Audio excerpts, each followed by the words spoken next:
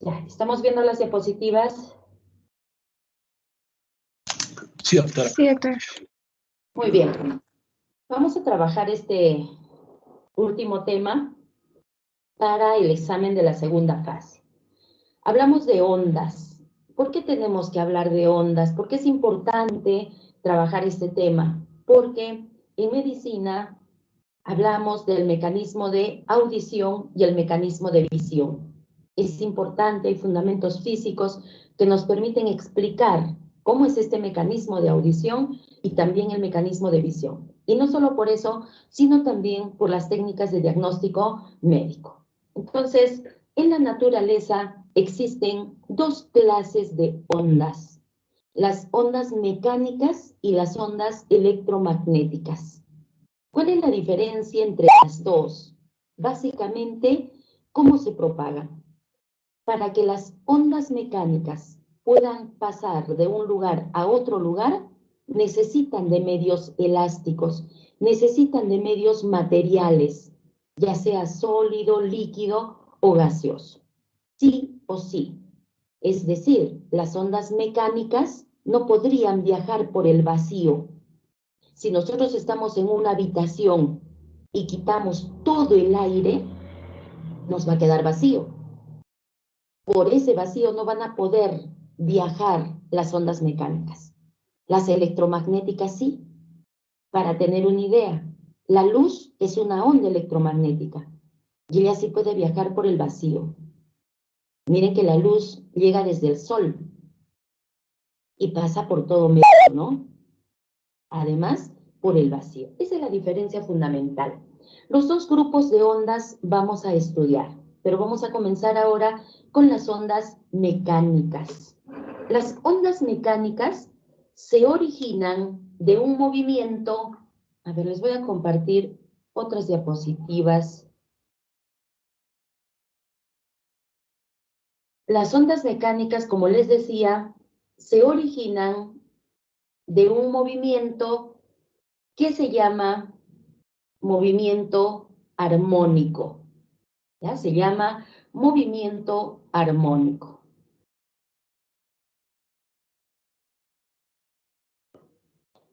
Ya. Ahí, ¿estamos viendo, por favor?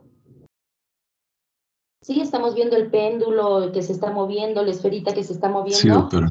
Doctora, sí, señora. Perfecto. Ya está. Entonces decimos, las ondas mecánicas tienen su origen en el movimiento armónico. ¿Quiénes pueden realizar este movimiento? Los materiales elásticos. ¿Cuándo se habla de elasticidad? Elasticidad es cuando un material se puede deformar y luego recuperar su forma original. Eso es elástico, se deforma y recupera su forma original. Y entonces, todos los materiales que son elásticos van a poder realizar este movimiento armónico. En otras palabras, más simples, van a poder vibrar. ¿Y por qué un material puede vibrar? Porque es elástico, porque se deforma y recupera su forma original. Entonces, ¿qué es movimiento armónico? Es un movimiento que se repite a intervalos iguales de tiempo. Por eso se le dice armónico. Se repite a intervalos iguales de tiempo. El péndulo, por ejemplo, nosotros lo podemos desplazar y lo soltamos y se comienza a mover. Y se va a mover a intervalos iguales de tiempo. Esta esferita sube y baja hasta determinado punto. Se está moviendo a intervalos iguales de tiempo. La cuerda de una guitarra, si está en reposo, la vemos en un determinado punto, pero luego nosotros podemos aplicar una fuerza. La soltamos y se pone en movimiento, comienza a vibrar, comienza a vibrar. Si golpeamos la mesa, también va a vibrar. La voz de la persona, las cuerdas vocales están vibrando y está generando la voz. ¿De acuerdo? Todo eso es movimiento armónico. Ahora, cuando ustedes ven que la cuerda de la guitarra está vibrando, no solamente ven que está vibrando, sino además escuchan un sonido. Y entonces, ¿qué pasó? Esa vibración que se ha producido en la cuerda está generando una onda mecánica. Ahora le digo onda mecánica. Y esta onda mecánica ha producido una perturbación en el aire. Se va a propagar por el aire y va a llegar hasta nuestros aparatos auditivos. Y nosotros lo traducimos como un sonido. Entonces, todos los sonidos que nosotros percibimos son ondas mecánicas. Por eso es que les he dicho que cuando hablamos de ondas mecánicas, o cuando hablamos de ondas, ¿no? Hablamos de audición y hablamos de visión. Ondas mecánicas específicamente para audición. Ondas electromagnéticas para visión. ¿Ya? Ese ya es otro tema. Entonces, todo sonido es una onda mecánica. ¿De dónde se origina la onda mecánica? Del movimiento armónico. ¿Quién produce movimiento armónico? Los materiales elásticos. ¿Por dónde se propaga como onda mecánica? También por materiales elásticos. También. Ahí necesitamos de todas maneras que exista un material para que la vibración, esa energía de movimiento armónico pueda viajar a través de ese material. Las ondas mecánicas no viajan por el vacío, ¿ya? Eso que quede claro. Este movimiento armónico y las ondas mecánicas, lógicamente, tienen ciertas características. Observen la diapositiva. En el lado izquierdo tenemos un péndulo. En el punto A, el péndulo está en estado de reposo. Lo podemos desplazar y lo llevamos al punto B. Y en el punto B lo vamos a soltar. Y entonces el movimiento comienza desde B, pasa por A y llega a C. C pasa por A, llega a B. Y así sucesivamente desde B hasta C. Es un movimiento armónico, porque se va a repetir a intervalos iguales de tiempo. Este movimiento armónico está originando estas ondas que van a viajar, por ejemplo, por el aire. También pueden viajar por el agua y también pueden viajar por el sólido. A esto ya le decimos onda, onda mecánica. Entonces, las características que estudiamos aquí también van a estar aquí. Como movimiento armónico o como onda mecánica, esas características están presentes. Si esta onda se ha formado de este movimiento, entonces pongamos los puntos, ¿no? Comencemos en B. B va a ser este punto. Movimiento desde B hasta A. Este es el movimiento desde B hasta A. Aquí el centro de esta cresta es A. Luego, de A pasa a C. De A va a pasar a C. Este es un punto diferente llamado C. B, A, C. Llegó a C. Y ahora tiene que retornar a B, pasando por A. C, A, B. Esta onda que es positiva se le dice cresta. Esta onda negativa se le dice valle. Pero vamos a ver las características. Primero, hablamos de amplitud. ¿Qué cosa es la amplitud? La amplitud es el máximo desplazamiento desde el punto de reposo. Nosotros hemos llevado esta esferita del péndulo desde A hasta B. Entonces, si yo mido de A a B, eso es amplitud. Máximo desplazamiento desde el punto de reposo. He podido desplazar más allá de B. Eso será otra amplitud. Pero también la amplitud la puedo medir desde A hasta C. En este caso, la amplitud AB es igual a la amplitud AC. Y tiene que ser igual, porque estamos hablando de movimiento armónico. Se repite a intervalos iguales de tiempo. Eso es la amplitud. Longitud de onda. Miren, la longitud de onda nosotros la vamos a medir para la onda mecánica. Pero esta longitud de onda también se ha originado de este movimiento, va a depender de este movimiento. Entonces, ¿qué cosa es la longitud de onda? La longitud de onda es el espacio, es la longitud que hay entre dos puntos correspondientes de una onda. Entonces, miren, nosotros hemos dicho que esta onda se ha formado de este movimiento armónico. Entonces, yo puedo medir toda esta longitud, observen la diapositiva. Puedo medir desde este punto, paso por A, llego a C, paso por A, llego a B. Este punto B con este punto B son puntos correspondientes. Entonces, si nosotros medimos toda esta longitud, corresponde a la longitud de onda. También puedo medir entre dos crestas. Lógico, comienzo aquí, miren, hago todo el recorrido completito y llego aquí. Comienzo en A y llego a A. Todo eso es longitud de onda. Puede ser también entre dos valles, es longitud de onda. Es la longitud que hay entre dos puntos correspondientes de una onda. La longitud de onda sería partir de B, llegar a C y retornar a B. Eso es longitud de onda. Periodo. El periodo es el tiempo que dura un ciclo. Es el tiempo que dura un ciclo. ¿Y qué cosa es un ciclo? Un ciclo es todo el evento completo, es decir, partir de B y retornar a B. Eso es un ciclo. ¿De acuerdo? Partir de B y retornar a B. Y entonces, la duración, el tiempo que demora en producirse un ciclo, eso es periodo. El tiempo que demora en ir desde B hasta C y retornar a B, a eso se le dice periodo. Frecuencia. ¿Qué cosa es la frecuencia?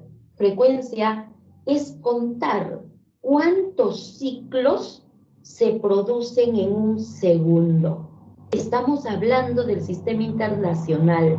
Siempre tenemos que tener presente que todas las mediciones que realicemos se tienen que hacer en el sistema internacional. Entonces, para tener unidades en el sistema internacional, decimos frecuencia es contar cuántos ciclos se producen en un segundo. Pero resulta que ciclo no es una magnitud. Ciclo es el evento, es el movimiento que va a haber desde B hasta C y retornar a B. Entonces, ciclo no es magnitud. Por lo tanto, lo reemplazamos por 1. Entonces, frecuencia va a ser igual a 1 dividido segundo. Si quieren, igual a S elevado a menos 1. S elevado a menos 1. El inverso del segundo. Y el inverso del segundo en el sistema internacional recibe el nombre de Hertz. H mayúscula, Z minúscula. Hertz. Insisto mucho con frecuencia porque es una variable física que los médicos utilizan para el diagnóstico en este tema, para audiometría, para poder evaluar la capacidad auditiva en los pacientes. Y otra característica es hablar de la rapidez de la onda, que a veces le decimos velocidad, está bien, rapidez, velocidad. ¿Y de qué depende esta rapidez de onda? Depende de la longitud de onda y de la frecuencia. Recuerden, longitud de onda es medir la longitud entre dos puntos correspondientes de una onda. Y frecuencia es contar el número de ciclos que se producen en un segundo. Observemos las ondas. Si nosotros decimos desde esta línea imaginaria, es una línea imaginaria que está aquí en el centro de las ondas. Partimos de B y llegamos a A. A eso le decimos amplitud. Si contamos cuántos de estos se producen en un segundo, eso es frecuencia. A eso le decimos ciclo, es completito, partir de B y regresar a B. Entonces, si contamos ciclos en un segundo, eso es frecuencia. ¿De acuerdo? Entonces yo les pregunto ahora, ¿qué relación existe entre la longitud de onda y la frecuencia?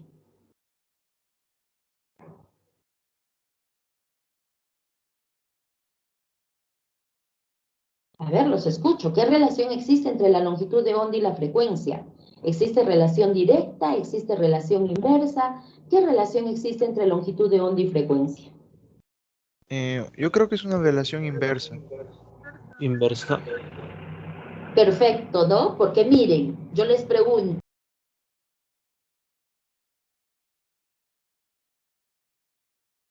frecuencia es contar los ciclos en un segundo. Entonces yo les digo, si tenemos ondas gigantes, ¿cuántas van a poder contar en un segundo? ¿Muchas o pocas? Pocas. Pocas, pocas. Y si tienen ondas bien pequeñitas, súper pequeñitas, ¿cuántas van a poder contar en un segundo?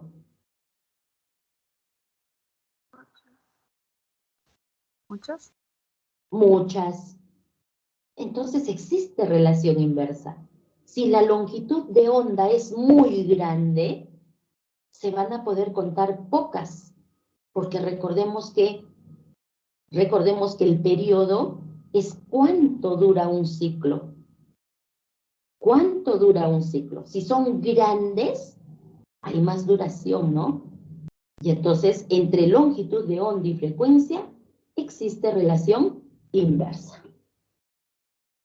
Clasificación de las ondas mecánicas. ¿Cómo se clasifican las ondas mecánicas? Aquí bien presente esto, por favor, porque en la práctica médica este término lo van a observar siempre, lo van a utilizar siempre en la práctica médica. Para clasificar a las ondas mecánicas se utiliza la frecuencia. Y la frecuencia dijimos que relaciona ciclos que se producen en un segundo. Y en el sistema internacional el inverso del segundo es Hertz. H mayúscula, Z minúscula. Y entonces, para clasificar las ondas mecánicas se utilizan dos puntos de referencia. Se utiliza 20, observen la diapositiva, 20 Hertz, 20.000 Hertz. Esos son los dos puntos de referencia. 20 Hertz, 20 kilohertz. También puedo decir eso, ¿no? 20.000 Hertz es igual a 20 kilohertz. Entonces, estos dos puntos, 20 Hertz y 20 kilohertz, determinan tres zonas. Primera zona, infrasonidos. ¿Qué son los infrasonidos? Son ondas mecánicas cuya frecuencia es inferior a 20 Hz. La frecuencia es inferior a 20 Hz. En un segundo estamos contando máximo 20 ciclos. Poquito. ¿Eso qué quiere decir? Quiere decir que los infrasonidos son ondas gigantes, son ondas con mucha longitud, Y como son grandes, cuento poquitas. Eso es un infrasonido. ¿Quiénes producen infrasonidos? Los temblores. Los temblores. Nosotros no lo percibimos. El oído humano no percibe infrasonidos. Si quieren, lo digo de otra forma, entre comillas. Somos sordos para los infrasonidos. ¿Ya? No son percibidos por el oído humano, pero son vibraciones. Recuerden, es movimiento armónico. Entonces, saben que un temblor se produce porque hay desplazamiento de las placas. Producen movimiento, producen vibración. Y entonces cuando se produce ese movimiento, se generan estas ondas grandes, gigantes, que ya se van a comenzar a desplazar por los diferentes materiales. Nosotros no lo percibimos como sonido. No es como dar un golpe en la mesa y escuchar el sonido. Eso no lo percibimos. Pero la vibración está. La vibración está. Entonces, en las investigaciones, ¿qué están haciendo? Ellos quieren detectar desde qué momento se producen estos infrasonidos. Eso es lo primero que se produce, el infrasonido. Y ahí nos ganan los perritos, ¿no? Los perritos sí pueden percibir infrasonidos. Por eso es que antes de que nosotros percibamos el temblor, ellos ya están llorando, porque ya lo percibieron. Y entonces les decía que en las investigaciones ellos tratan de ver cuánto antes pueden detectar esos infrasonidos para poder alertar a las personas y no se produzcan los accidentes que se suelen producir cuando hay un terremoto. ¿De acuerdo? Entonces, los infrasonidos son movimientos, son vibraciones, están, pero nosotros, los seres humanos, no los escuchamos como sonido, no los escuchamos. ¿Quién más produce infrasonidos? Los motores en funcionamiento. No es el ruido del motor, de un carro, por ejemplo, encienden el motor, escuchan un ruido por la función del motor. Eso no es infrasonido. El infrasonido son ondas grandes que no las escuchamos como sonido, pero que están presentes. ¿Los infrasonidos son peligrosos? Sí podrían ser peligrosos. Por ejemplo, en las fábricas en donde las personas trabajan de manera continuada 8 horas frente a motores prendidos. No es el ruido, el daño no es al aparato auditivo, es la vibración. Entonces, si es vibración, si es movimiento armónico, todo material va a vibrar a esa misma frecuencia. En las personas, los órganos internos son los que estarían vibrando a esa frecuencia. Estarían en movimiento a esa frecuencia. Y eso es lo que produciría daño. Porque si están en movimiento, puede haber contacto entre un órgano y otro. Y ese rozamiento podría producir desgaste de la superficie de los órganos. Y eso se traduce en dolor para la persona. ¿De acuerdo? Entonces, la vibración es la que produciría el daño, pero nosotros no los percibimos como sonido. Nuestro aparato auditivo no se vería afectado. Pero hay otro tema. Resulta que los infrasonidos pueden tener diferentes intensidades. A ver, para que entendamos lo que es intensidad, les hago una comparación. Ustedes pueden prender el televisor y sintonizan un canal, un determinado canal. Ese canal tiene una sola frecuencia. Si exactamente no es esa frecuencia, es mayor o es menor, no se vería nítido el canal. ¿De acuerdo? Es una frecuencia. Pero una vez que ustedes han elegido ese canal, le pueden poner poco volumen o mucho volumen. El volumen es la intensidad. Entonces, si le ponen poco volumen, es poco intenso. Si le ponen mucho volumen, es muy intenso. ¿De acuerdo? Eso para lo que nosotros escuchamos. Pero igual, el infrasonido no lo escuchamos como sonido, pero puede ser más intenso o menos intenso.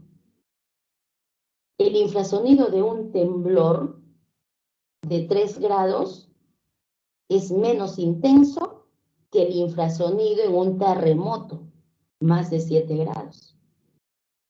¿De acuerdo? Entonces, la intensidad también puede ser peligrosa. Porque si es muy intenso el infrasonido, va a provocar mucha vibración en los órganos y puede romper, por ejemplo, los alvéolos pulmonares. Y eso sí sería peligroso para la persona. ¿De acuerdo? Ya después vamos a hablar otra vez de infrasonido para ver desde el punto físico cómo se expresa. Muy bien. Naturalmente, ¿quién produce infrasonidos? Los elefantes. Esa es una forma de comunicación entre los elefantes. Ellos emiten infrasonidos y también pueden escuchar esos infrasonidos. Y así es que se pueden ubicar en tremendo espacio, ¿no?, de donde viven. Luego tenemos el rango audible. También se le dice ondas sonoras. ¿Qué son las ondas sonoras? Las ondas sonoras son ondas mecánicas cuya frecuencia está entre 20 Hz y 20 kHz. Esa es la zona audible para el oído humano. Nosotros podemos percibir sonidos desde 20 Hz hasta 20 kHz, nada más. Ya después hablaremos un poco más de ese rango audible. Y al otro lado superior tenemos los ultrasonidos. ¿Qué son los ultrasonidos? Son ondas mecánicas cuya frecuencia es superior a 20 kHz. Tampoco son audibles por el oído humano. En la naturaleza tenemos modelos, ¿no? El murciélago, por ejemplo, los delfines, las ballenas. Ellos emiten, es como si fuese su voz, emiten ultrasonidos y también son capaces de escuchar ultrasonidos. En los murciélagos se ha estudiado muchísimo este fenómeno de la ecolocación, ¿no? Los murciélagos que se alimentan de insectos emiten ultrasonido. Ese ultrasonido viaja por el aire, choca con el insecto, por ejemplo, y rebota. Y llega otra vez al murciélago. Y el murciélago así puede cazar el insecto, ¿no? Ubica el insecto. Por eso se dice ecolocación, porque va a poder alimentarse de esa forma. Los ultrasonidos son más estudiados. ¿Por qué? Porque tienen amplia aplicación en medicina. En medicina es una técnica de diagnóstico que utiliza ultrasonidos. Esta técnica de diagnóstico médico se llama ecografía. Ecografía, ampliamente utilizada, ampliamente utilizada. Entonces, ¿por qué la utilizan los médicos? Por las propiedades que tienen los ultrasonidos, por la naturaleza de las ondas. Es movimiento, es vibración, no es una onda ionizante, no es una onda que provocaría mutación, no es una onda que provocaría daño en el ADN, no. Simplemente es una onda de movimiento, de vibración. Por eso es que los médicos la pueden utilizar inclusive para poder evaluar embriones. Cuando la mujer esté embarazada, pueden evaluar hasta un embrión y no le va a pasar nada. Pero ¿qué pasaría si utilizan rayos X para evaluar un embrión? Ahí sí. Los rayos X son ondas electromagnéticas, son ondas ionizantes que sí pueden provocar daño en el ADN. Estas no, los ultrasonidos no. Y entonces vamos a estudiar un poquito más estos ultrasonidos. En medicina, en la técnica de diagnóstico médico, ¿cómo se generan los ultrasonidos?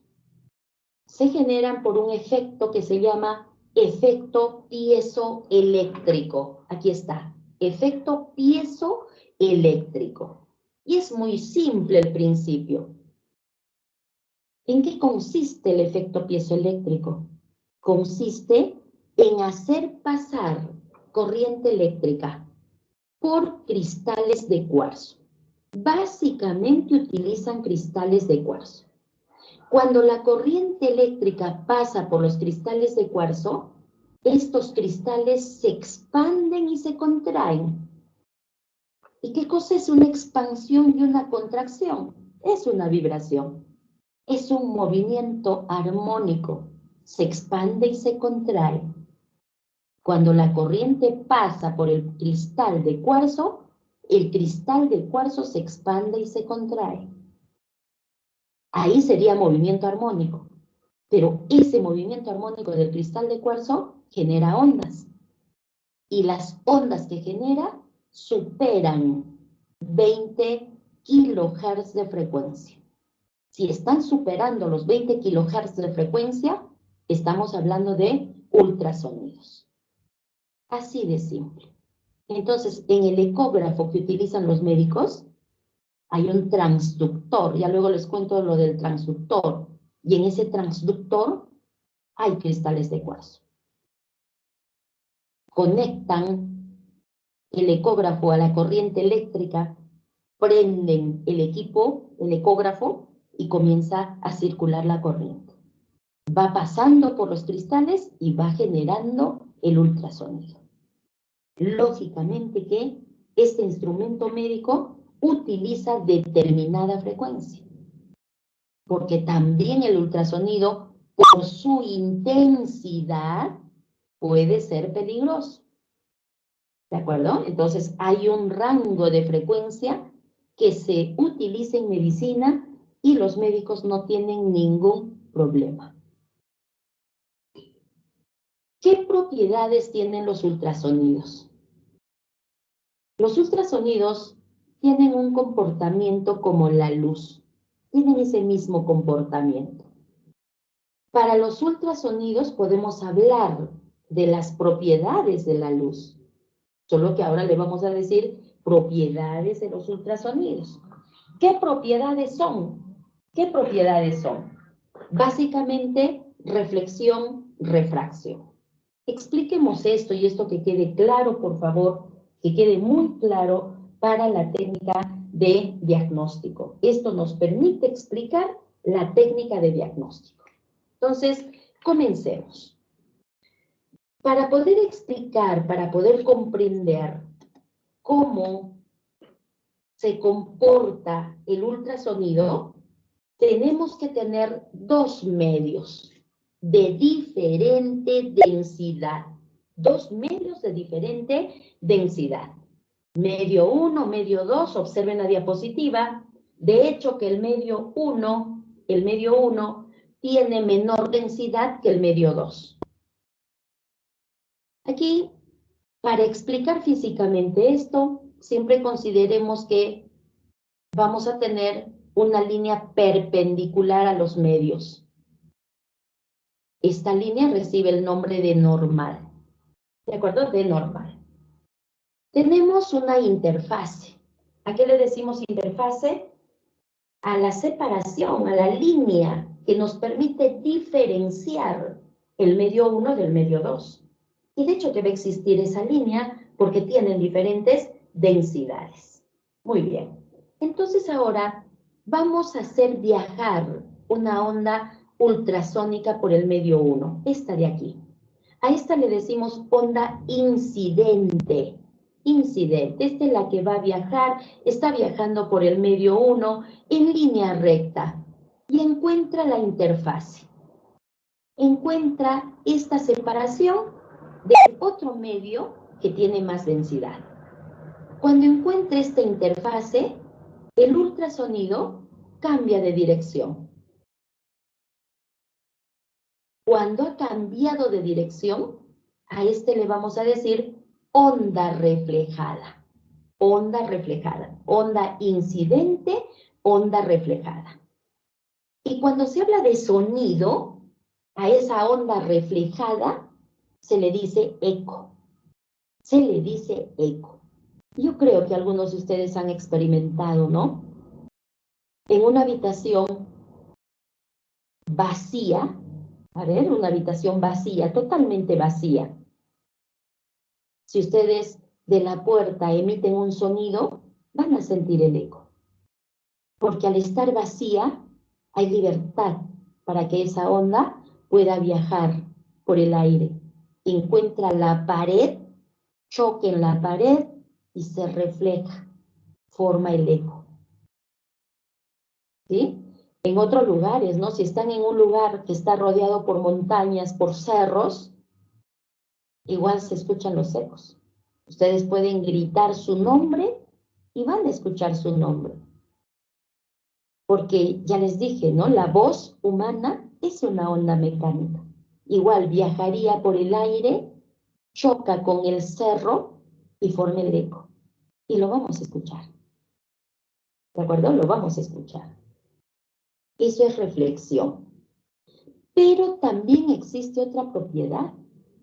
La onda ultrasónica incidente encuentra la interfase. Y cuando encontró la interfase, el medio 2 va a permitir que la onda ultrasónica pase a través de él. Pero miren, ya no mantiene la misma línea de movimiento. También cambia de dirección. A esto le decimos onda refractada. Se ha refractado. En este medio, la onda ultrasónica ha perdido velocidad porque el medio tiene más densidad y entonces ya no se mantiene en línea recta, se refracta. Se refracta. Estas dos propiedades de reflexión y de refracción son muy importantes en el diagnóstico médico. Son muy, muy importantes. Porque yo les digo, por ejemplo, con ecografía, pueden observar los huesitos del feto. Miren, ¿qué pasó?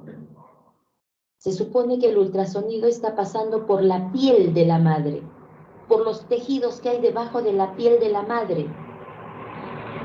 Está pasando por la pared del útero, placenta, la piel del feto, el tejido del feto, para que llegue al hueso. ¿Cómo es que los médicos pueden observar el hueso del bebé? Porque el ultrasonido se tiene que refractar, porque el ultrasonido tiene que pasar por cada uno de los medios. Es importante que pase, pero yo les digo, solo será importante que pase y no será importante que se refleje. Claro que sí es importante que se refleje, porque con estos reflejos, estos ecos, son los que van a llegar otra vez al ecógrafo y esos son los que se van a convertir en una imagen. Entonces, es importante que pase a través de los materiales, pero también es importante que se vaya reflejando. Es por eso que el médico puede diferenciar el riñón del hígado, del hueso, del agua. Puede diferenciar un cálculo biliar, un cálculo renal. Puede diferenciar porque se refracta y también porque se refleja. Para que observen una imagen, tiene que haber ecos. Tiene que haber ecos. Por esta formación de ecos es que a la técnica le dijeron ecografía, ¿no? Porque utiliza los ecos que retornan de los materiales. Por eso se le dice ecografía. Pero el término correcto debe ser ultrasonografía, porque está utilizando ultrasonidos. A la derecha observen, podemos hablar de una absorción. ¿Qué quiere decir absorción? El ultrasonido llega al tejido y desaparece. Se absorbe, ahí desapareció. Eso es absorción. Podemos hablar de reflexión. El ultrasonido encuentra una interfase, se refleja y regresa al aparato de medida. Regresa al ecógrafo. Esto es importante porque aquí el ecógrafo va a poder transformar esos ecos que está recibiendo en una imagen. El ultrasonido encuentra la interfase, pasa a la interfase, pasa al otro tejido, cambia de dirección, se refracta. Esto es importante, también es importante. ¿Por qué es importante? Porque esta onda refractada va a poder viajar a través de diferentes órganos. Y entonces el médico puede diferenciar este órgano, puede diferenciar el otro órgano que estuviese detrás de este, y así sucesivamente. Entonces, son propiedades que se tienen que considerar. Muy bien, aquí nos vamos a quedar. Y ya continuamos mañana. Organicen su tiempo, estudien por